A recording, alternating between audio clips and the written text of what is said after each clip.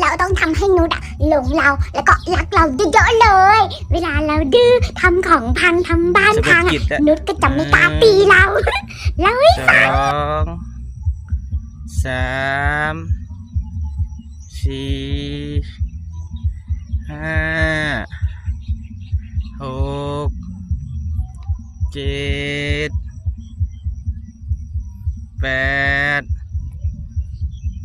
9 10หมุนคอด้วยออกกำลังกายหมุนคอด้วยหมุนคออีก1 2หมุนค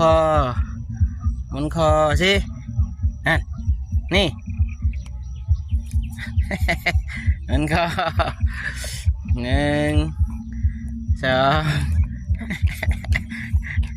นิ่งๆนั่งๆบุดบ้าละแง่ง